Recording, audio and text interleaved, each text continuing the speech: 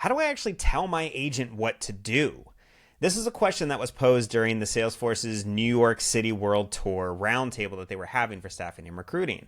One of the participants was impressed with what Agentforce can do, but really unsure how to actually get started. So their question was around, how do I actually train this thing to do what I want it to do?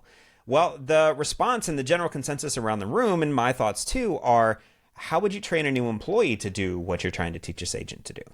What kind of systems would that person need access to? What sort of training information do they need to see? What onboarding workbook do you typically give your recruiters or your sourcers or whoever it might be? What typical information do you give them? That's what you'd have to give an agent. And yes, there's still going to be a training process. We at Assemble still train our agents weekly. We have a review session where we say this was good, this wasn't, change this wording to say that. You're still going to have to go back and review the work, but here's where it differentiates itself from an actual employee. You do that training once, and then it's infinite scale.